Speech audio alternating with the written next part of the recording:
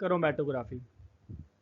Chromatography का अगर लफ्जी मतलब लिया जाए तो क्रोमेट का मतलब होता है कलर और ग्राफी का मतलब होता है राइटिंग। तो इट मीन्स के कलर राइटिंग को हम क्रोमेटोग्राफी कहते हैं। It is a new physical technique of separation, identification and purification of components of a mixture. कि हमारे पास कोई मिक्सचर होगा, उसके कंपोनेंट्स को अगर हमने सेपरेट करना है, सेपरेट करने के बाद हम उनको आइडेंटिफाई करते हैं और बेसिकली हम इनको प्योरीफाई भी कर सकते हैं। तो ये फिजिकल टेक्निक है जिसमें कोई केमिकल रिएक्शन नहीं होता और हम different component of a mixture को सेपरेट करके आइडेंटिफाई और प्योरीफाई कर सकते हैं। तो क्रोमेटोग्राफी एक सेपरेशन टेक्निक है जो कि कंपोनेंट के साइज, शेप, केमिकल प्रॉपर्टीज़ और इसकी जो फिजिकल प्रॉपर्टीज जैसे कि चार्ज वगैरह भी हो सकता है, उसको कंसिडर करते हुए एक सैंपल को उसके डिफरेंट कॉन्स्टिट्यूएंट्स में सेपरेट करती है। और ये जो प्रोसेस है ये किसी कम्प्लेक्स मिक्सचर में किसी एक कंपोनेंट को, ठीक है, या किसी नंबर ऑफ कंपोनेंट्स को डिटेक्ट करने के लिए भी इस्तेमाल हो सकता है। मतलब बेसिक प्रोसेस ये है कि साइज, शेप और केमिकल प्रॉपर्टीज़ के बेस के ऊपर हमने किसी एक कंपोनेंट को उसके मिक्सचर से सेपरेट करना है, आइडेंटिफाई करना है और प्योरीफाई करना है। और ये प्रोसेस फिजिकल टेक्निक होगा, इसमें कोई केमिकल रिएक्शन नहीं होता। नेक्स्ट हम देखते हैं कि जो क्रोमेटोग्राफी है वो कम्प्लेक्स मिक्सचर की अगर हमने फ्रैक्शनेशन प्रोसेस करना हो, इट मीन्स कि जो उनके कंपोनेंट्स हैं उनकी सेपरेशन करनी हो, तो वहाँ पर भी क्रोमेटोग्राफी यूज़फुल होती है। कम्प्लेक्स मिक्सचर ऐसे मिक्सचर हैं जहाँ पर जो कंपाउंड्स इन्वॉल्व होते हैं मिक्सचर में उनके बॉइलिंग पॉइंट एक दूसरे के करीब होते हैं और साथ में उनकी फिजिकल प्रॉपर्टीज़ हैं वो भी एक दूसरे से डिफरेंट नहीं होती। तो सिंपल जो डिस्टिलेशन वगैरह का प्रोसेस है उसके ज़रिए उनको सेपरेट करना मुश्किल होता है। तो इसी वजह से हम क्रोमेटोग्राफी की टेक्निक यूज़ करते हैं क्योंकि ये प्रोसेस सेफ भी है और इस तरह के कंपोनेंट्स के लिए ज़्यादा एफिशिएंट भी होता है। ऐसे कंपोनेंट में फॉर एग्जांपल आइसोमर्स हो सकते हैं और किसी अनस्टेबल सब्सटेंस को अगर हमने आइसोलेट करना हो तो वहाँ पर भी हम क्रोमेटोग्राफी की टेक्निक यूज़ कर सकते हैं। क्रोमेटोग्राफी में अगर हम उसकी टाइप्स को देखें तो उनके जो मेजर टाइप्स हैं वो थिन लेयर क्रोमेटोग्राफी है, पेपर क्रोमेटोग्राफी है और कॉलम क्रोमेटोग्राफी है, जो कि under the category of stationary phase आते हैं। और इसके अलावा अगर मोबाइल फेज में क्रोमेटोग्राफी हो तो उसमें लिक्विड क्रोमेटोग्राफी और गैस क्रोमेटोग्राफी जैसी टेक्निक यूज़ होती हैं। हम इन टेक्निक्स को कमिंग स्लाइड्स में डिटेल के साथ स्टडी करेंगे। क्रोमेटोग्राफी की डिटेल को स्टडी करने से पहले हम पहले क्रोमेटोग्राफी के जो बेसिक डेफिनेशंस हैं और जो टर्म्स हैं उनको स्टडी करेंगे। तो फर्स्ट ऑफ ऑल हम देखते हैं कि क्रोमेटोग्राफी में मोबाइल फेज या मोबाइल कैरियर का नाम यूज़ होता है। तो मोबाइल फेज का मतलब ये है कि solvent moving through the column. तो हमारे पास कोई भी कॉलम होगा, वहाँ पर जो सोलवेंट मूव करता है, तो मूव करने वाले फेज़ को हम मोबाइल फेज़ कहते हैं। इसके अलावा स्टेशनरी फेज़ और अडजॉर्बेंट होता है, substance that stage fixed inside the column. तो क्रोमेटोग्राफी में दो सब्सटेंस होते हैं, एक स्टेशनरी फेज़ है और एक मोबाइल फेज़। तो स्टेशनरी फेज़ ऐसा फेज़ है जो कि अपनी पोजीशन के ऊपर किसी कॉलम के अंदर फिक्स रहता है। Effluent fluid entering the column, जो फ्लूइड कॉलम के अंदर एंटर होगा वो एल्यूएंट होगा और जो वहाँ से एग्जिट करेगा, ठीक है, जिसको हम फ्लास्क में कलेक्ट करते हैं, वो एल्यूएट होगा। एल्यूएशन एक ऐसा प्रोसेस है, it is the process of washing out A compound through a column using a suitable solvent. तो किसी कंपाउंड को वॉश करने का नाम जो है वो एल्यूशन है। और एनालाइड का मतलब यह है कि mixture whose individual components have to be separated and analysed. तो जिस मिक्सचर का हमने एनालिसिस करना है वो मिक्सचर एनालाइड कहलाता है। तो ये कुछ बेसिक डेफिनेशंस थी जो कि हमें क्रोमेटोग्राफी के ओवरऑल प्रोसेस को समझने में काफ़ी मदद फराहम करती हैं। नेक्स्ट हम स्टडी करेंगे principle of separation of different components. तो बेसिकली हम यहाँ पर क्रोमेटोग्राफी के प्रिंसिपल को देखते हैं। इसका मेन प्रिंसिपल डिफरेंशियल एफिनिटीज़ होती है। डिफरेंशियल एफिनिटीज़ का मतलब यह है कि हमारे पास जो मेन कंपोनेंट होता है जिसको हमने सेपरेट करना है, तो उस कंपोनेंट की स्टेशनरी फेज़ और मोबाइल फेज़ दोनों में जो अफिनिटी है या स्ट्रेंथ ऑफ एडहेशन है वो डिफरेंट होती है। ठीक है। इट मीन्स कि अगर हमने कोई सोल्यूशन वहाँ पर प्लेस किया हुआ है, वो स्टेशनरी फेज़ में उसकी एडहेशन और तरह से होगी, मे बी वीक हो, और मोबाइल फेज़ में उसकी जो एडहेशन है वो स्ट्रॉन्ग हो। तो इसी डिफरेंशियल एफिनिटीज़ की वजह से हम उनकी डिफरेंशियल सेपरेशन करते हैं डिफरेंट कंपोनेंट्स की। Affinity in turn is dictated by two properties of the molecule, adsorption and solubility। और जो affinity है वो in turn डिपेंड करती है adsorption के ऊपर और solubility के ऊपर। इट मीन कि adsorption जितनी ज़्यादा होगी affinity भी उतनी ज़्यादा है, और solubility जितनी ज़्यादा होगी तो वो जो मोबाइल फेज़ है उसके साथ उसकी affinity ज़्यादा होगी। तो बेसिकली solubility डिफाइन करते हैं मोबाइल फेज़ में के साथ affinity को, और adsorption डिफाइन करता है स्टेशनरी फेज़ के साथ किसी कंपोनेंट की एफिनिटी को, कि वो कितना स्ट्रॉन्गली इसके साथ अटैच होता है। We can define adsorption as the property of how well a component of a mixture sticks to the stationary phase। तो स्टेशनरी फेज़ के साथ जो एडहेयर होने की या स्टिक होने की प्रॉपर्टी है वो adsorption होती है, और सोलिबिलिटी जो है वो किसी कंपोनेंट की मोबाइल फेज़ या किसी लिक्विड के अंदर डिजोल्व होने की प्रॉपर्टी होती है। Higher the adsorption of the stationary phase the lower molecule will move through the column. तो जितनी अगर हमारे पास कोई जो कंपोनेंट है वो स्टेशनरी फेज के साथ ज़्यादा स्ट्रोंगली अटैच होता है, इट मीन्स कि वो मोबाइल फेज के साथ जल्दी मूव नहीं करेगा। ठीक है, तो कॉलम में उसकी जो लेंथ है वो कम होगी। मज़ीद हम देखते हैं कि higher the solubility in the mobile phase the faster the molecule will move through the column. तो जितनी सोलिबिलिटी मोबाइल फेज में ज़्यादा होगी, तो जब सॉल्वेंट को के साथ हम उसको डिज़ोल्व करते हैं तो मॉलिक्यूल सॉल्वेंट के अंदर डिज़ोल्व होगा, और सॉल्वेंट के साथ ही वो क्रोमेटोग्राफी का जो सॉल्वेंट है जो उसका सॉल्वेंट फ्रंट होता है उसके साथ ही वो मूव करता जाएगा। इट मीन्स कि कॉलम में उसकी फास्टर मूवमेंट की वजह से वो बाकी कंपोनेंट से सेपरेट हो जाता है। So the interplay between the above two factors determines the differential rates at which the different components of the analyte will move through the column। तो हमारे पास फॉर एग्जांपल हमने देखा क्रोमेटोग्राफी में यहाँ पर एक हमारे पास एनालाइट पड़ा हुआ है। ठीक है, ये पेपर क्रोमेटोग्राफी में हम देखते हैं। तो यहाँ पर फॉर एग्जांपल 3 कंपोनेंट हैं ए बी और सी। तो जब सॉल्वेंट यहाँ से ऊपर की तरफ मूव करेगा तो वो इन तीनों कंपोनेंट्स को अपने अंदर डिजोल्व करवाता है। तो कुछ देर के बाद जो तीनों कंपोनेंट्स अपने डिफरेंशियल अफिनिटीज़ की वजह से वो यहाँ पर डिफरेंट फासला तय करेंगे कॉलम के अंदर, और डिफरेंट फासला तय करने की वजह से हम कहते हैं कि तीनों सेपरेट हो गए। तो जो इनकी बेसिकली यहाँ पर फॉर एग्जांपल जैसे पेपर क्रोमेटोग्राफी में इनके मूव करने की जो स्पीड है वो सोलिबिलिटी और एडजॉर्प्शन के ऊपर ही डिपेंड करती है। हम इसको पेपर क्रोमेटोग्राफी के टॉपिक में डिटेल से भी स्टडी करेंगे। Adsorption and solubility of a molecule can be manipulated by choosing the appropriate stationary phase and the mobile phase।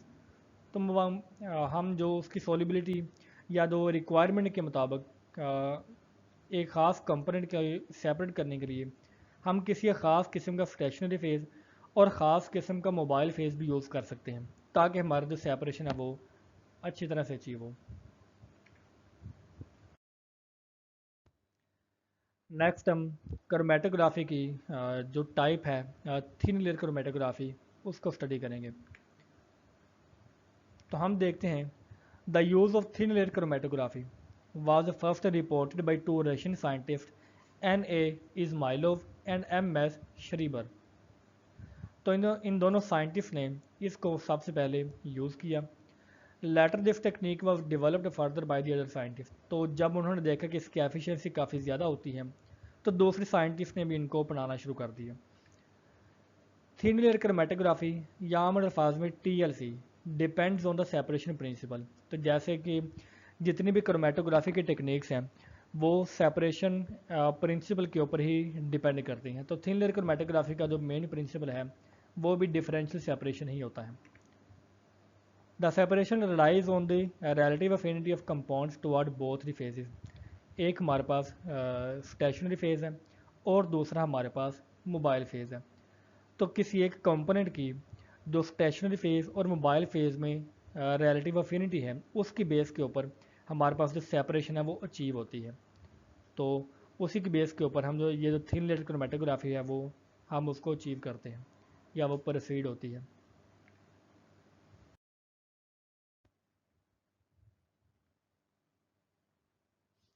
मज़ीद हम देखते हैं कि the compound the mobile phase move over the surface of the stationary phase.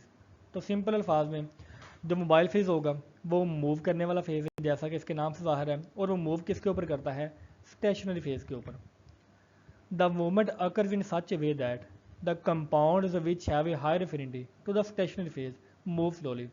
क्योंकि हमने देखा कि अगर किसी कंपाउंड की स्टेशनरी फेज के साथ अफिनिटी या स्ट्रेंथ ऑफ एडहेशन ज़्यादा है, इट मीन्स कि वो मोबाइल फेज में डिज़ोल्व नहीं होगा, और मोबाइल फेज में डिज़ोल्व होने के कम होने की वजह से वो मोबाइल फेज के साथ मूव भी नहीं करेगा।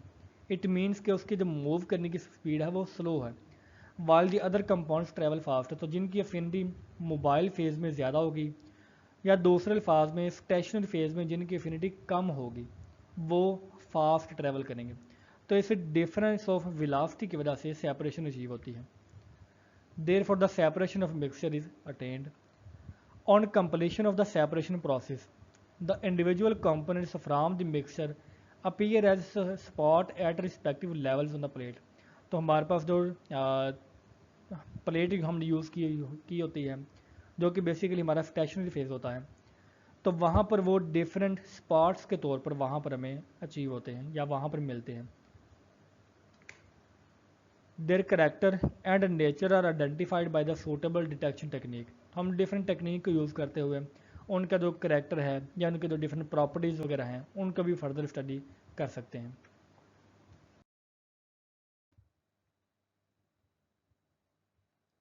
हम देखते हैं कि जो थिन लेयर क्रोमेटोग्राफी की जो प्लेट है, it is a thin piece of aluminium coated on one side with the stationary phase. Okay, this phase does not move.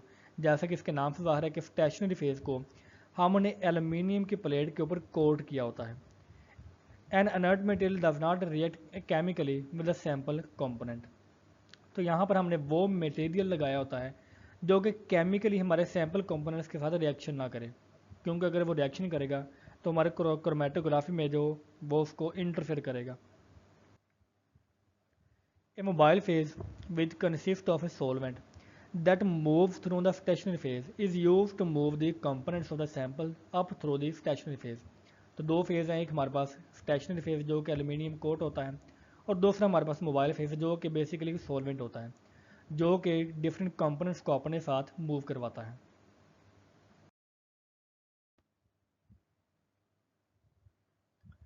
तो इसके प्रोसेस में a drop of sample is placed near the bottom end of the TLC plate. तो हमारी जो TLC plate है उसके bottom के ऊपर हम एक सैंपल का ड्रॉप रखते हैं जिसको हमने सेपरेट करवाना है। The bottom end of the TLC plate is then dipped into the solvent mobile phase. तो हम जो टीएलसी प्लेट को डिप करते हैं सॉल्वेंट के अंदर, और ये सॉल्वेंट बेसिकली हमारा मोबाइल फेज है। The solvent creep slowly up to the TLC plate. तो जो हमारा जो सॉल्वेंट है वो कैपिलर रिएक्शन के जरिए वो नीचे से ऊपर की तरफ मूव होगा टीएलसी प्लेट में। The various components of the sample move along with the solvent at a rate that depend on how strongly they are bound to the stationary phase। तो उनकी affinities की वजह से stationary phase के साथ और mobile phase के साथ उनके ऊपर डिपेंड करते हुए जो हमारा कंपोनेंट है वो सॉल्वेंट के साथ ऊपर की तरफ मूव करता है।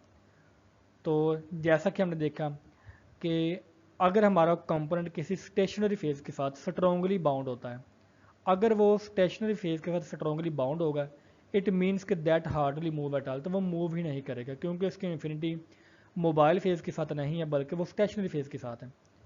A very weakly bound substance may move at almost the same speed as the solvent. तो ऐसा कंपोनेंट जिसकी फोर्स ऑफ एडहेशन या स्ट्रेंथ ऑफ एडहेशन जो है वो सॉलिड फेज के साथ या स्टेशनरी फेज के साथ कम है और लिक्विड के साथ उसकी अफिनिटी ज़्यादा है, तो वो जल्दी से ऊपर की तरफ मूव करेगा।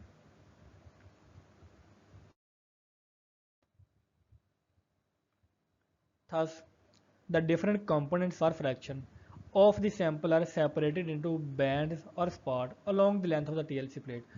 तो हमारी पूरी TLC प्लेट के ऊपर जो एक हमारा मिक्सचर में डिफरेंट कंपोनेंट्स होते हैं वो एक बैंड्स की सूरत में या स्पॉट की सूरत में वहाँ पर हमें मिल जाते हैं। This separation process is the basis of the chromatography method. तो यही जो सेपरेशन का प्रिंसिपल है वो ही तकरीबन हर क्रोमेटोग्राफी में यूज़ होता है। तो यहाँ पर हम इसको विजुअली भी स्टडी कर सकते हैं डिटेल के साथ। फॉर एग्जांपल हमने देखा कि ये हमारे पास सैंपल हैं, ठीक है, ये दो ड्रॉप, ये हमारे पास सैंपल के दो ड्रॉप्स हैं। तो हमने ये टीएलसी प्लेट है हमारे पास, ये सारे की सारे ब्लू कलर में।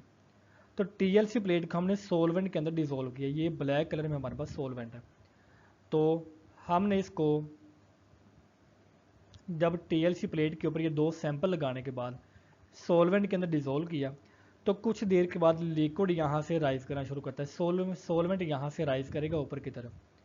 जब सोलवेंट यहाँ से राइज करता है तो यहाँ पर जो हमने ड्रॉप्स लगाए होते हैं, ठीक है, वो भी सोलवेंट के साथ ऊपर की तरफ मूव करना शुरू करते हैं, और उनके मूव करने की स्पीड डिफरेंट होती है। डिफरेंट स्पीड होने की वजह से हमने देखा कि यहाँ पर वो डिफरेंट स्पॉट्स की सूरत में अचीव हो रहे हैं, ठीक है। तो यहाँ पर पहले जो एक ड्रॉप था वो डिफरेंस ऑफ अफिनिटीज़ की वजह से डिफरेंट ड्रॉप्स में चेंज हो गया। तो कुछ मज़ीद देर के बाद वो मज़ीद कुछ फैसला तय करेंगे और अपनी अफिनिटीज़ की बेस के ऊपर उनका फासला डिफरेंट होगा। तो हमने देखा कि टीएसपी प्लेट में हर एक का जो यहाँ से डिस्टेंस है वो डिफरेंट होता है। तो डिफरेंट कंपोनेंट्स की जो प्रॉपर्टीज़ को जांचने के लिए हम एक आरएफ वैल्यू को भी यूज़ करते हैं। तो आरएफ वैल्यू सिंपल क्या है, distance travel by the component. तो कंपोनेंट ने जितना डिस्टेंस ट्रेवल किया, ये जो ड्रॉप्स हैं, divided by the distance travel by the solvent.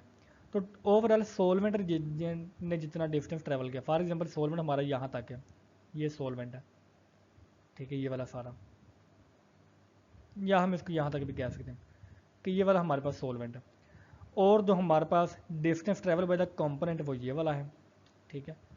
तो इन दोनों की जो रेशियो होगी वो हमारे पास आर एफ की वैल्यू होती है, जो कि बेसिकली डिस्ट्रीब्यूशन कोएफिशिएंट होता है, जो कि इस बात को डिपिक्ट करता है कि जो डिफरेंट कंपोनेंट्स हैं उनकी सेपरेशन एफिशिएंसी किस तरह से हम अचीव कर सकते हैं, या उनकी अफिनिटीज़ के बारे में वो हमें कुछ इंफॉर्मेशन प्रोवाइड करेगा।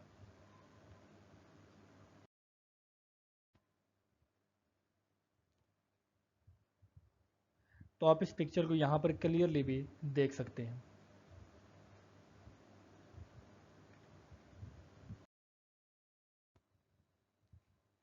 Components of thin layer chromatography. First of all हम देखते हैं कि TLC plate preferably readymade with the stationary phase. तो टीएलसी प्लेट हमने देखा कि एक एल्यूमिनियम की प्लेट होती है जिसके ऊपर हमने किसी ऐसे कंपोनेंट की कोटिंग की होती है जो कि केमिकली हमारा जो सैंपल है उसके साथ रिएक्शन ना करे। These are stable and chemically inert plate, ठीक है, where a thin layer of stationary plate is stationary phase is applied on its whole surface area. तो टीएलसी प्लेट के ऊपर हमने स्टेशनरी फेज को कोट किया होता है। तो स्टेशनरी फेज और है, टीएलसी प्लेट और है, ठीक है। टीएलसी प्लेट के ऊपर हमने एक स्टेशनरी फेज को लगाया होता है। The stationary phase on the plate is of uniform thickness and is in a fine particle size. तो वो बिल्कुल पाउडर की फॉर्म में, ठीक है, होता है, और इसकी थिकनेस भी बिल्कुल एक सेम होती है। तो हमने इसके ऊपर इसको कोट किया होता है। सेकंड वन हमारे पास टीएलसी चैम्बर है। This is use for the development of TLC plate. तो टीएलसी प्लेट को हमने जिसके अंदर डिप किया होता है या रखा होता है वो टीएलसी चैम्बर होता है। The chamber maintains a uniform environment inside for proper development of spots. तो ये बेसिकली हमारा एक्सपेरिमेंटल सेटअप होता है कि हमने टीएलसी प्लेट को चैम्बर के अंदर लगाया होता है, और चैम्बर का काम क्या है कि वो यूनिफॉर्म एनवायरनमेंट को मेंटेन करता है। It also prevents the evaporation of solvent and keeps the process dust free. तो हमने जो सॉल्वेंट यूज़ किया होता है मे भी हो सकता है कि उसका जो बॉइलिंग पॉइंट है वो काफ़ी लो हो।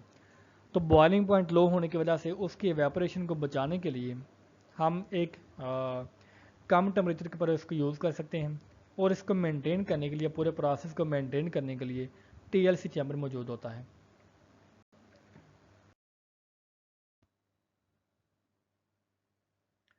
Then there is the mobile phase.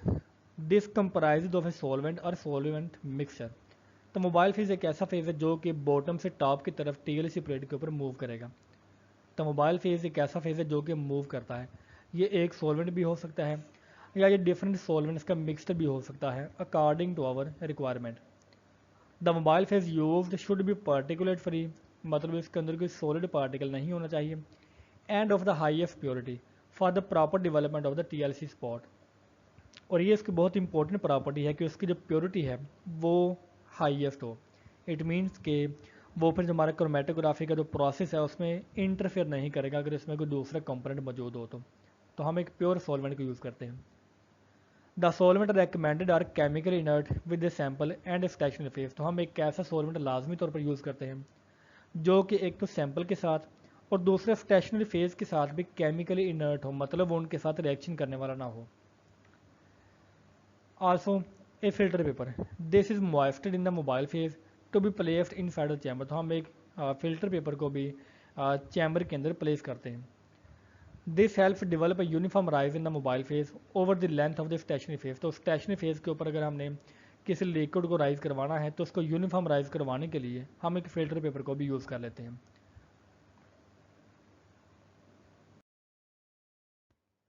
Paper chromatography, chromatography की टाइप्स में पेपर क्रोमेटोग्राफी एक बहुत ही सिंपल और एफिशिएंट प्रोसेस है।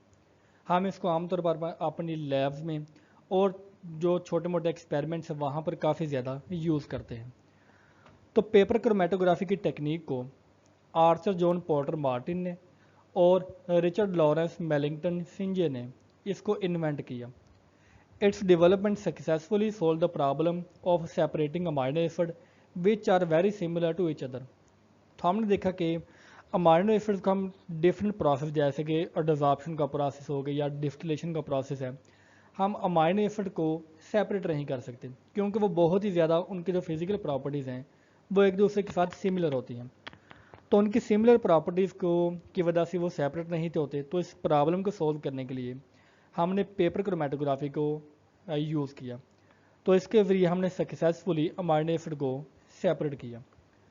इस प्रोसेस में special papers are usually used for this technique. तो ख़ास सॉल्वेंट के लिए, ठीक है, या डिफरेंट प्रोसेस के लिए हम एक ख़ास किस्म के पेपर्स को यूज़ करते हैं। This paper should be highly purified. तो यहाँ पर इंपॉर्टेंट बात यह है कि वो पेपर हाईली प्योरीफाइड होने चाहिए। इट मीन्स कि उनमें कोई इम्प्योरिटी नहीं होनी चाहिए ताकि वो हमारा जो क्रोमेटोग्राफी की टेक्निक है उसमें इंटरफेयर ना करें। The paper is use contain sufficient dissolved water. तो उनमें पहले से डिजॉल्व्ड वाटर जो है वो मौजूद होना चाहिए या उसमें वाटर को डिजॉल्व करने की कैपेसिटी मौजूद होनी चाहिए। Other liquids such as silicone paraffin are use, ठीक है। उसके बाद हम दूसरे लिक्विड्स को भी यूज़ करते हैं, सिलिकॉन पैराफिन वगैरह को। तो हमने पेपर कौन सा यूज़ करना है, ठीक है, वो डिपेंड करता है कि हमारा एनालिसिस कौन सा है और हमारे एनालिसिस में कंपोनेंट कौन से मौजूद हैं। तो इनके बेस के ऊपर हम जो लिक्विड्स हैं या जो पेपर है उसको यूज़ करते हैं या और सिलेक्ट करते हैं। और वाटमैन क्रोमेटोग्राफिक पेपर और डिफरेंट टाइप का यूज़। तो जो आमतौर पर यूज़ होते हैं वो वाटमैन क्रोमेटोग्राफिक पेपर्स होते हैं जिसको हम पेपर क्रोमेटोग्राफी में यूज़ करते हैं।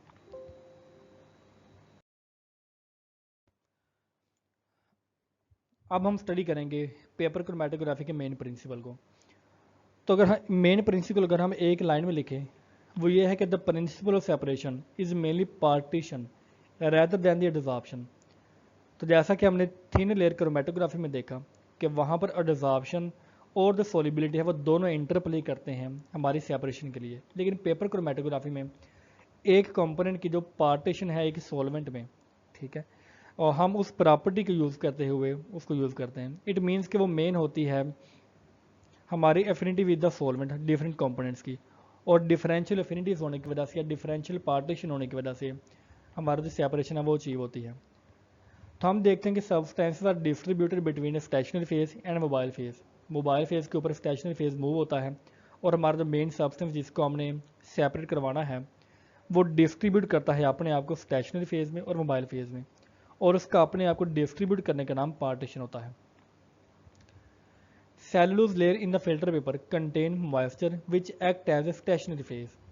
तो सिंपल अल्फाज में फिल्टर पेपर बजाते खुद एक स्टेशनरी फेज के तौर पर काम नहीं करता, बल्कि सेलुलोज के लेयर्स में जो मॉइस्चर मौजूद होती है वो स्टेशनरी फेज के तौर पर काम करती है।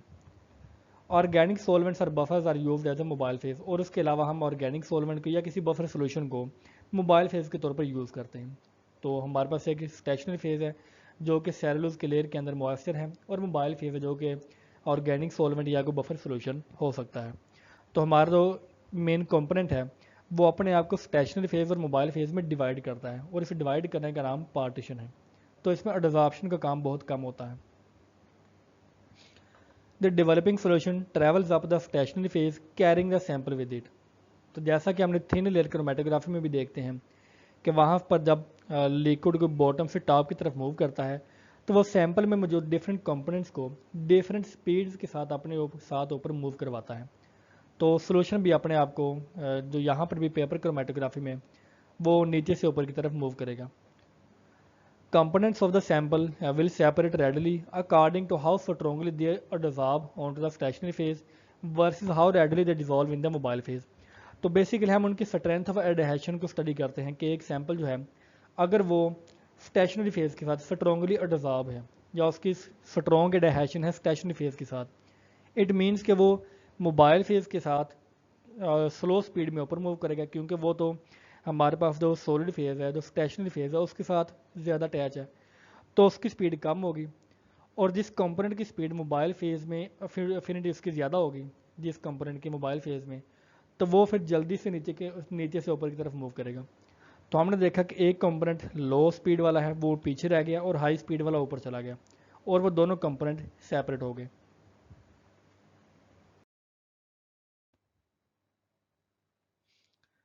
तो ये बेसिकली हमारे पास एक पेपर क्रोमेटोग्राफी का प्रोसेस होता है, जिसमें हम देखते हैं कि एक हमारे पास ये स्टैंडर्ड लाइन है यहाँ पर, और हमने यहाँ पर एक स्पॉट रखा जो कि हमारा सैंपल है। ये हमारे पास ब्लू कलर में सारे का सारा स्टेशनरी फेज है।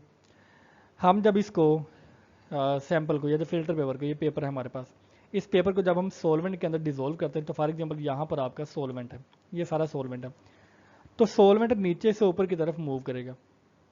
ठीक है, तो सोलवेंट नीचे से ऊपर की तरफ मूव करता है। जब ये नीचे से ऊपर की तरफ मूव करता है तो वो वहाँ पर जो मिक्सचर में जो डिफरेंट कंपोनेंट्स हैं उनको भी अपने साथ ऊपर की तरफ मूव करवाएगा। तो हाँ, फॉर एग्जाम्पल हमने यहाँ पर देखा कि एक ड्रॉप हमारे पास ये वाला है और एक ड्रॉप हमारे पास ये वाला हो गया। तो पहले जो एक मिक्सचर था अब वो दो पॉइंट्स में सेपरेट हो चुका है। ठीक है, दो डिफरेंट रेज में, और ये डिपेंड करता है कि उनकी रिलेटिव स्पीड के ऊपर। जो कंपोनेंट हमारा पीछे रह गया है, ठीक है, उसकी एडहेशन स्ट्रॉन्ग जो स्टेशनरी फेज है उसके साथ ज़्यादा होती है और मोबाइल फेज में कम होती है, इसी वजह से उसकी स्पीड मूव करने की स्पीड कम होती है।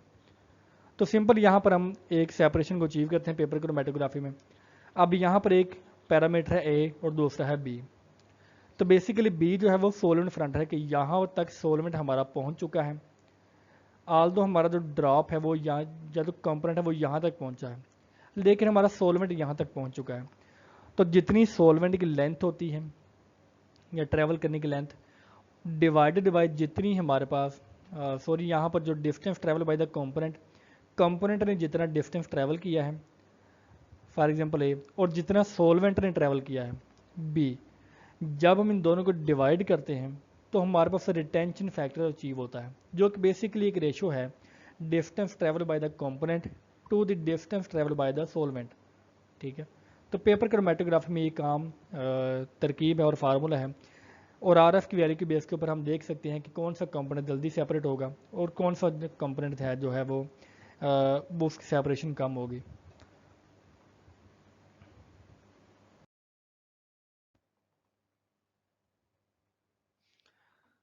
तो इसमें इन्वॉल्व होने वाले डिफरेंट स्टेप्स को अब हम वन बाय वन दोबारा से स्टडी करते हैं। Selection of A solid spot, हम एक सॉलिड स्पॉट को सिलेक्ट करते हैं कि वो कौन सा होना चाहिए। इट मीन्स कि हमारा जो स्टेशनरी फेज है वो कौन सा होगा। सेकंड हम देखते हैं कि हमारा मोबाइल फेज कौन सा होगा। ठीक है, कि जो हमने सॉल्वेंट यूज़ करना है क्या वो ऑर्गेनिक होगा, क्या वो बफर सोल्यूशन होगा। अगर वो ऑर्गेनिक सॉल्वेंट है तो वो कौन सा है, वो डिपेंड करता है कि हमारा कंपोनेंट कौन सा है जिसको मैंने सेपरेट करवाना है, और हमारे पास मोबाइल स्टेशनरी फेज है वो कौन सा है। उसके बाद हम टैंक को सैचुरेट करते हैं वो जहाँ पर हमने फिल्टर पेपर को डबोया होता है।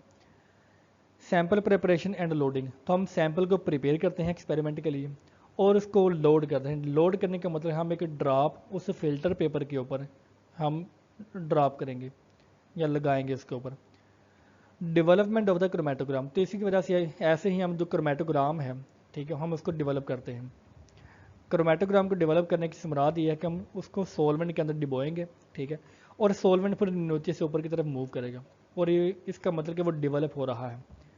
डेवलप होने के बाद हम उसको ड्राई करेंगे क्रोमेटोग्राम को, और ड्राई करने के बाद हम डिटेक्ट करेंगे कि हमारे सोलवेंट फ्रंट की जो डिस्टेंस कितना है, और हमारा जो कंपोनेंट ने डिस्टेंस ट्रैवल किया है वो कितना है। तो ये बेसिकली हमारे पास सिंपल क्रोमेटोग्राफिक में डिफरेंट स्टेप्स जो हैं वो इन्वॉल्व होते हैं। कॉलम क्रोमेटोग्राफी, क्रोमेटोग्राफी की टाइप्स में कॉलम क्रोमेटोग्राफी एक बहुत ही इंपॉर्टेंट इंडस्ट्रियल टाइप है जिसकी एफिशिएंसी बहुत ज़्यादा होती है, और इसको हम आमतौर पर बहुत ज़्यादा कंपोनेंट्स को सेपरेट करने के लिए भी इस्तेमाल कर सकते हैं। हम देखते हैं it is a separation technique used in chemistry and biochemistry to purify compounds from a mixture. तो जैसा कि हमने देखा कि क्रोमेटोग्राफी का जो मेन फंक्शन है वो एक मिक्सचर में से कंपाउंड्स को सेपरेट करना, उनको प्योरीफाई करना होता है। तो कॉलम क्रोमेटोग्राफी भी एक कॉलम को यूज़ करते हुए यही काम करती है। It works by passing a liquid, और लिक्विड एक मोबाइल फेज होता है जो कि मूव करता है थ्रू एक column packed with A solid material which is a stationary phase. तो हमारे पास एक कॉलम होगा, कॉलम के अंदर एक सॉलिड मटेरियल है जो कि स्टेशनरी फेज है। उस स्टेशनरी फेज में एक लिक्विड मूव करेगा, और लिक्विड मूव करने की वजह से जो different component of the mixture हैं वो ट्रैवल करते हैं कॉलम में से, और उनके ट्रैवल करने की स्पीड डिफरेंट होती है, ठीक है। The different components of the mixture travel through that column at a varying speed based on their interaction with the stationary and the mobile phase along further separation। तो एक mixture के जिन components को हमने separate करना है उन separates की जो स्ट्रेंथ ऑफ एडहेशन है वो स्टेशनरी फेज के साथ और होती है और मोबाइल फेज के साथ और होती है। तो इसे डिफरेंशियल इंटरेक्शन की वजह से या डिफरेंशियल स्ट्रेंथ या डिफरेंशियल एफिनिटी की वजह से वो जो डिफरेंट कंपोनेंट्स हैं उनके कॉलम में मूव करने की स्पीड डिफरेंट होगी, और इसी की वजह से डिफरेंट स्पीड की वजह से वो जो मिक्सचर में से जो कंपोनेंट्स हैं वो सेपरेट हो जाते हैं। Principle of the column chromatography, तो जैसा कि पेपर क्रोमेटोग्राफी में होता है या थिन लेयर क्रोमेटोग्राफी में होता है, तो कॉलम क्रोमेटोग्राफी का जो प्रिंसिपल है वो भी सेम ही है, विच इज़ द डिफरेंशियल और desorption of compounds on to the stationary phase. तो स्टेशनरी फेज के ऊपर जो डिफरेंट कंपोनेंट्स हैं उनकी डिजॉर्प्शन डिफरेंट होगी। तो डिफरेंट स्ट्रेंथ ऑफ डिजॉर्प्शन होने की वजह से हमारे जो कॉलम क्रोमेटोग्राफी है वो वर्क करती है।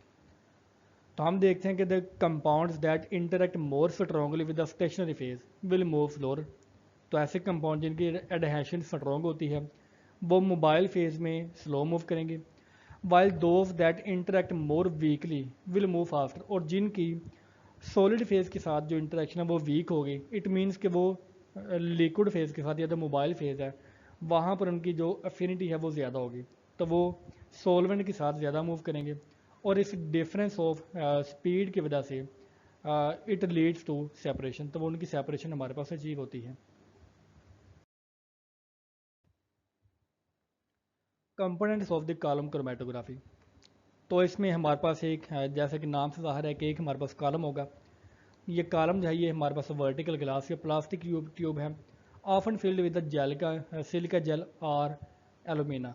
तो हमने सॉलिड के साथ उसको फिल किया होता है, और वो सॉलिड या तो सिलिका जेल हो सकता है या एलुमिना हो सकता है या वो कोई और कंपाउंड हो सकता है या कोई सॉलिड हो सकता है अकॉर्डिंग टू आवर रिक्वायरमेंट। तो उसके बाद हमारे पास एक स्टेशनरी फेज है। तो the solid material packed inside the column typically silica gel और alumina which provide a surface for compounds to interact with. तो कॉलम के अंदर ऐसा फेज जो मूव नहीं होता वो बेसिकली हमारे पास स्टेशनरी फेज है, जो कि सिलिका जेल या एलुमिना हो सकता है। अगर हमारे पास एक स्टेशनरी फेज है तो एक मोबाइल फेज होना लाजमी है, क्योंकि मोबाइल फेज ही डिफरेंट कंपाउंड्स को सेपरेट करेगा। तो मोबाइल फेज एक लिक्विड सॉल्वेंट है या सॉल्वेंट का मिक्सचर है that carries the mixture through the column, जो कि एक मिक्सचर को कॉलम के अंदर मूव करवाता है।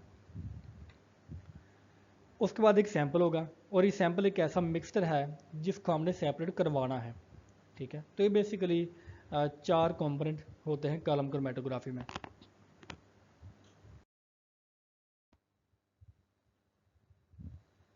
तो अगर हम डिटेल में इसके प्रोसेस को देखें तो फर्स्ट ऑफ ऑल हम देखते हैं कि the column is packed with the stationary phase and wetted with the mobile phase. तो हम मोबाइल फेस के साथ वेट करते हैं स्टेशनरी फेस को, और ये दोनों होते हैं एक कॉलम के अंदर। The sample mixture is carefully loaded on to the top of the column. तो उस कॉलम के टॉप के ऊपर हम सैंपल को लोड करेंगे। The mobile phase is allowed to flow through the column carrying the sample component with it. तो जब हम ऊपर से नीचे की तरफ लिक्विड को या किसी सॉल्वेंट को या किसी मोबाइल फेस को मूव करवाएंगे तो हमारा जो सैंपल है वो भी ऊपर से नीचे की तरफ मूव करता है। As the components travel through the column they interact with the stationary phase to varying degrees. तो जब ऊपर से नीचे हमारा सॉल्वेंट मूव करेगा, उस सॉल्वेंट के अंदर हमारे पास सैंपल है, उस सैंपल के अंदर जो डिफरेंट कंपोनेंट्स हैं उनकी स्टेशनरी फेस के साथ इंटरेक्शन डिफरेंट होता है।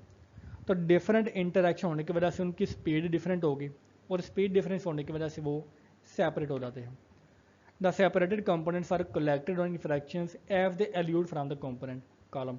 तो एल्यूट हम ऐसा कहते हैं कि जो कि हम कॉलम से बाहर निकलती है चीज़ या जो सॉल्वेंट वगैरह, तो हम फ्रैक्शंस के फॉर्म में उसको कलेक्ट करते हैं बॉटम से। तो फॉर एग्जांपल ये हमारे पास कॉलम क्रोमेटोग्राफी का प्रोसेस होता है। तो column chromatography stationary phase is held in narrow phase, narrow tube, narrow tube के अंदर एक स्टेशनरी फेज है through which the mobile phase is force under the pressure और under the effect of the gravity. तो या तो हम gravity के जरिए या किसी प्रेशर को अप्लाई करके फोर्स करते हैं कि ऊपर से नीचे की तरफ हमारा सॉल्वेंट मूव करे। तो जब वो सॉल्वेंट मूव करेगा तो यहाँ पर हम उसकी सेपरेशन कर लेते हैं। फॉर एग्जांपल यहाँ पर ये हमारे पास स्टेशनरी फेज है और इसके ऊपर हमने एक सैंपल को लोड किया। स्टेप 1 है, सैंपल को लोड करने के बाद हमने इसके ऊपर एक मोबाइल फेस डाला। मोबाइल फेस जो है वो अब ऊपर से नीचे की तरफ मूव करेगा। जब ऊपर से नीचे की तरफ मूव करेगा तो हमारे पास जो लोडेड सैंपल है इसमें फॉर एग्जांपल दो हमारे पास प्रोडक्ट हैं, एक येलो कलर में है और एक ब्लू कलर में है। तो इन दोनों की का जो इंटरेक्शन है वो स्टेशनरी फेज के साथ डिफरेंट होगा। डिफरेंट होने की वजह से तो कुछ देर के बाद ये सेपरेट होना शुरू होते हैं। तो यहाँ जैसा कि हम देख रहे हैं कि यहाँ पर इनकी सेपरेशन थोड़ी सी है। कुछ देर के बाद ये जो ग्रीन कलर है या जो ब्लू कलर है इसकी स्पीड ज़्यादा होती है। इट मीन्स कि सॉलिड के साथ इसका इंटरेक्शन कम होता है, तो ये यहाँ से जल्दी मूव करता है, ये नीचे की तरफ मूव करता रहता है। तो जब ये एंड तक पहुँचता है तो हम एंड के ऊपर यहाँ पर इसको वाल्व को खोलेंगे किसी पीपट वगैरह के जरिए में।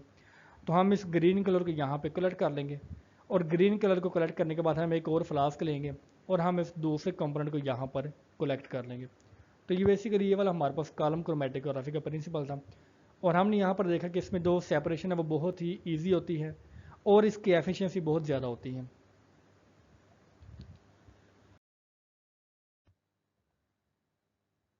Column chromatography, now we will look into the applications of the column chromatography.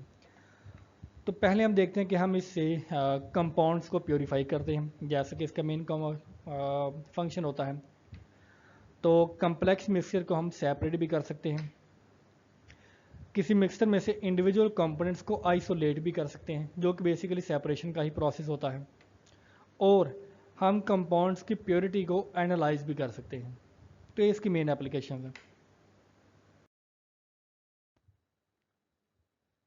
Now the advantage of the column chromatography, तो इसका मेन एडवांटेज ये है कि वर्सटाइल होता है and it can be use to separate wide range of compounds. तो क्योंकि हमने एक ट्यूब यूज़ की होती है और इस ट्यूब में हम मल्टीपल किस्म के जो कंपाउंड्स हैं वो यूज़ करके उनको सेपरेट कर सकते हैं। सेकेंड वन इज़ दैट के suitable for purifying relatively larger amount of material. तो जैसे कि हमने थिन लेयर क्रोमेटोग्राफी में देखे या दूसरी क्रोमेटोग्राफी पेपर क्रोमेटोग्राफी, तो उनमें हम किसी मटेरियल के लार्ज अमाउंट को प्योरीफाई नहीं कर सकते, उनकी एक लिमिटेशन होती है। लेकिन यहाँ पर कॉलम क्रोमेटोग्राफी में हम relatively large amount of material को यूज़ करते हुए उनको प्योरीफाई कर सकते हैं। Can be automated for high throughput application, तो हम इस प्रोसेस का एक मेजर एडवांटेज ये है कि हम इसको ऑटोमेट कर सकते हैं। ऑटोमेट मतलब कि हमें बार बार सैंपल को वहाँ पर प्रोवाइड नहीं करना पड़ता और बार बार हमें जो सॉल्वेंट है उसको ऐड नहीं करना पड़ता। तो हम एक लंबी सी ट्यूब लगाकर जो सॉल्वेंट है उसको रिसाइकिल भी कर सकते हैं, ठीक है। और हम कंटिन्यूसली इसमें हमारा सैंपल जो मिक्सर है उसको इंट्रोड्यूस करवा सकते हैं। तो disadvantages, can be time consuming specially for large scale separation. तो अगर हमने लार्ज स्केल सेपरेशन करनी है तो उसकी लिमिटेशन ये है कि ये उस लार्ज स्केल ऑपरेशन के लिए उसका जो टाइम है वो बहुत ज़्यादा लगेगा, तो ये टाइम कंज्यूमिंग प्रोसेस है। May require optimisation for a mobile phase and stationary phase और फॉर ऑप्टिमल सेपरेशन। तो हमें किसी मोबाइल फेज़ को सिलेक्ट करते वक्त या किसी स्टेशनरी फेज़ को सिलेक्ट करते वक्त इन बातों का ख्याल रखना है कि हमने कौन से कंपोनेंट्स को सेपरेट करना है, और उसके बाद भी हमें रिक्वायर हो सकता है कि हम इसको ऑप्टिमाइजेशन भी करें, मतलब उसको थोड़ा सा चेंज भी करें ताकि वो हमारी एप्लीकेशन के लिए प्रॉपर तौर पर काम करे। तो ये किसकी एक और मेन लिमिटेशन है।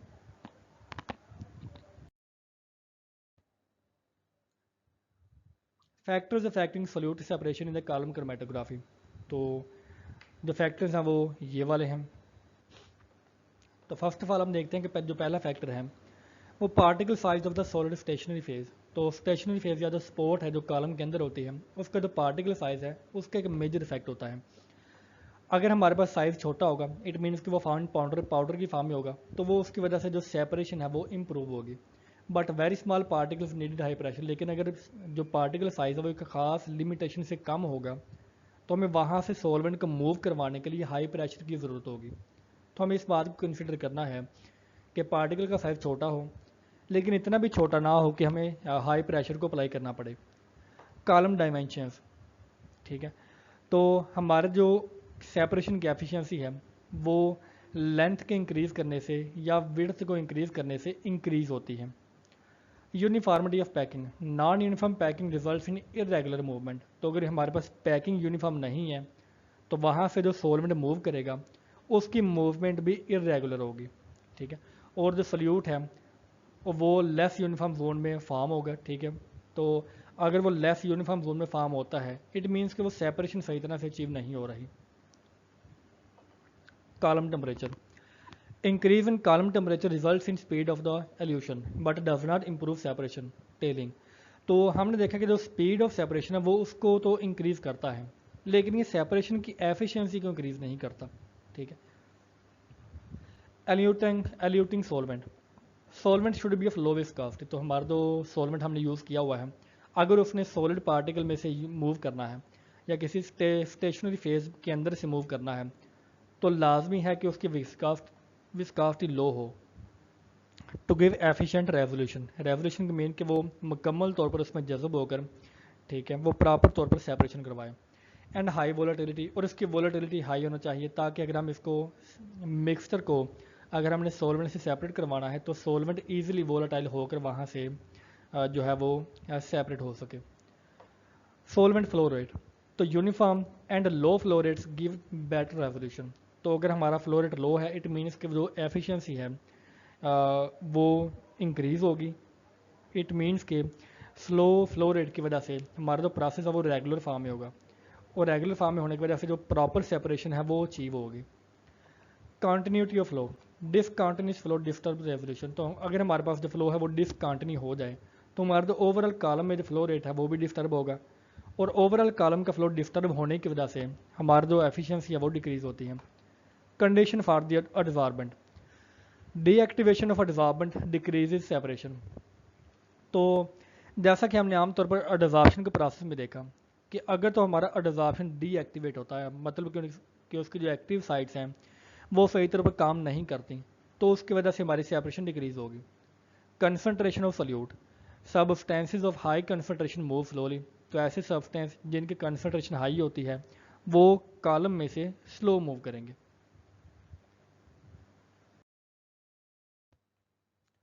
आयन एक्सचेंज क्रोमेटोग्राफी, केमिस्ट्री और बायोकेमिस्ट्री के फील्ड में आयन एक्सचेंज क्रोमेटोग्राफी एक बहुत ही इंपॉर्टेंट टेक्निक है डिफरेंट कंपाउंड्स को सेपरेट करने के लिए, जिसमें हम बेसिकली जो चार्ज्ड आयन्स हैं उनको यूज़ करते हुए सेपरेशन को अचीव करते हैं। तो originally it was introduced by the sir Thomson and J T. Way. तो इन्होंने इसको इंट्रोड्यूस करवाया। Method was used to treat clays with salt resulting in the extraction of ammonia in addition to release of calcium, ठीक है।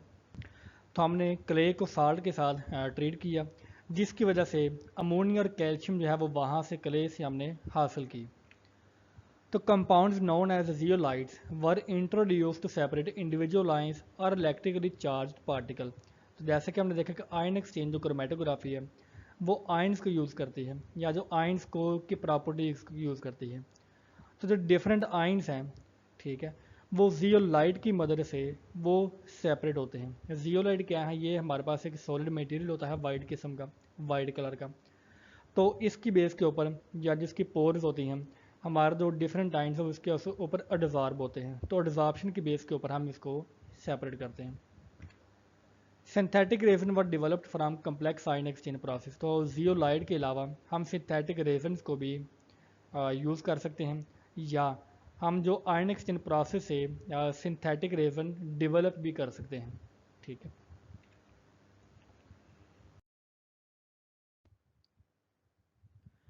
तो ये basically ion exchange chromatography का एक ओवरऑल प्रोसेस होता है। फॉर एग्जांपल हमारे पास एक ये ट्यूब है जो कि हमारे पास मेन कॉलम का काम करता है। इसके अंदर हमने जियोलाइट को डाला होता है जो कि मेन हमारा अडजॉर्बेंट मटेरियल होता है। अडजॉर्बेंट मटेरियल के ऊपर जो जो पॉलीमर बीड होते हैं वो नेगेटिव चार्ज फंक्शन ग्रुप वाले होते हैं। इट मीन्स कि उनके ऊपर नेगेटिव चार्ज होता है और वो पॉजिटिव को अपने तरफ अट्रैक्ट कर सकते हैं। इसके साथ हम ऊपर इसके प्रोटीन का मिक्सचर डालते हैं या कोई और भी मिक्सचर हो सकता है जिसमें डिफरेंट आयंस मौजूद हैं। फॉर एग्जांपल जो ब्लू कलर यहाँ पर है वो हमारे पास लार्ज नेट पॉजिटिव चार्ज होगा साइज़ के हिसाब से। उसके बाद जो लाइट ब्लू कलर है वो नेट पॉजिटिव चार्ज है। ठीक है, जो लाइट येलो कलर है या लाइट ऑरेंज कलर है वो नेट नेगेटिव चार्ज है, और जो रेड कलर है वो लार्ज नेगेटिव चार्ज होगा। इट मीन्स कि हमारे पास चार डिफरेंट चार्ज की कैटेगरीज हैं, large positive charge, large negative charge, small positive charge and small negative charge. तो अगर ये नेगेटिव पार्ट मौजूद है तो जब हम सोल्यूशन को इसके ऊपर उंडेलते हैं तो वो सोल्यूशन यहाँ से एडजॉर्बेंट्स में ऊपर से नीचे मूव करेगा। तो यहाँ पर हम इसको रखने के बाद एक सॉल्वेंट को भी ऊपर इंट्रोड्यूस करवाते हैं। तो जब वो सॉल्वेंट ऊपर से नीचे मूव करेगा तो वो प्रोटीन में का जो मिक्सचर है उसमें जो डिफरेंट आयंस हैं उनको भी अपने साथ मूव करवाएगा। तो जब वो टॉप से बॉटम की तरफ मूव करता है तो ऐसा आयन जो कि नेगेटिव के साथ ज़्यादा स्ट्रोंगली अटैच हो चुका है, जो कि बेसिकली पॉजिटिव चार्ज है ब्लू कलर का, जिसको हम देख रहे हैं कि वो एंड पर रह गया। तो ब्लू कलर हमारे पास एंड पर रहेगा। ठीक है, तो एंड पर रहने की वजह से, ठीक है, ये वाला हमारे पास ये वाला कर रहा है तो इसकी स्पीड कम है क्योंकि ये इसके ऊपर पॉजिटिव चार्ज था और वो नेगेटिव के साथ स्ट्रोंगली अटैच हो चुका है। लेकिन जो लार्ज नेगेटिव चार्ज है जो कि रेड कलर का है, तो रेड कलर इस मिक्सचर के अंदर मौजूद है। ठीक है, ये वाला, और नेगेटिव चार्ज इसके पास है। इट मीन्स कि दोनों एक दूसरे को रिपेल करते हैं, दोनों के दरमियान अट्रैक्शन नहीं होती। तो इसी की वजह से जो रेड कलर है वो सबसे पहले यहाँ पर सेपरेट होगा। तो पॉजिटिव चार्ज यहाँ पर पीछे रह गया और नेगेटिव चार्ज यहाँ पर आगे आ गया। किसकी वजह से? हमारा जो एडजॉर्बेंट मटेरियल है उसके नेगेटिव पार्ट की वजह से। तो रेड को हमने पहले सेपरेट कर लिया, उसके बाद दूसरे मटेरियल सेपरेट होंगे और उसके बाद हम एंड के ऊपर जो पॉजिटिव पार्ट वाला सिरा है उसको सेपरेट कर सकते हैं। तो यहाँ पे हमने देखा कि हमने आयंस की अफिनिटी को यूज़ करते हुए जो पॉजिटिव और नेगेटिव आयन है उनको सेपरेट कर लिया।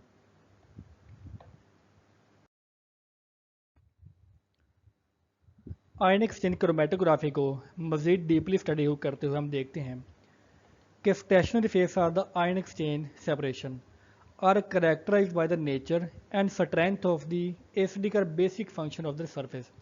तो हमारे पास जो सॉलिड स्टेशनरी फेज है उसका जो एक पार्ट है या जिसकी ओवरऑल प्रॉपर्टी है वो स्ट्रॉन्ग एसिडिक हो सकता है या वो स्ट्रॉन्ग बेसिक हो सकता है। ठीक है, और उनकी नेचर पॉजिटिव हो सकती है या वो नेगेटिव हो सकती है। ठीक है, तो वो डिफाइन करेगी इसकी सरफेस के ऊपर चार्ज और इसकी प्रॉपर्टीज़ कि किस तरह का मटेरियल वो अपने ऊपर रिटेन करेंगी और किस को वो सेपरेट करवाएंगी।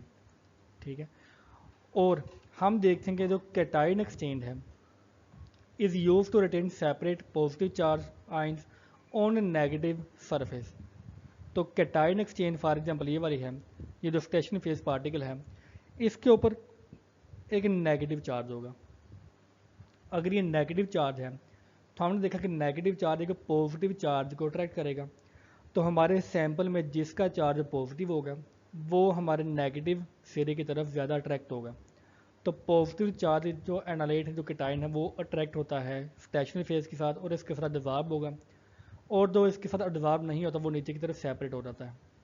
ठीक है, तो बेसिकली इन दोनों की अट्रैक्शन की वजह से इसकी रिटेंशन होती है। और हमने लास्ट स्लाइड में देखा कि जिसकी रिटेंशन नहीं हो तो वो सबसे पहले नीचे से जो एल्यूड की फॉर्म है वहाँ से सेपरेट होगा। तो जिसकी रिटेंशन हो गई है वो सबसे एंड के ऊपर सेपरेट होगा। तो कैटायन एक्सचेंज क्रोमैटोग्राफी में नेगेटिव चार्ज वाला पार्टिकल होता है और पॉजिटिव चार्ज को वो सेपरेट करता है। और एनायन एक्सचेंजर में जो हमारे पास सॉलिड फेज है उसके ऊपर पॉजिटिव चार्ज होगा और वो नेगेटिव चार्ज वाले एनालाइट को रिटेन करेगा। Conversely, anion exchange is used to retain and separate negatively charged ion on a positive surface। तो यहाँ पर surface हमारी पॉजिटिव होती है। With each type of ion exchange, there are at least two general approaches for separation and elution। तो basically दो approaches ही होती हैं कि पॉजिटिव या नेगेटिव को जो है वो सेपरेट करेगा या नेगेटिव पॉजिटिव को सेपरेट करेगा।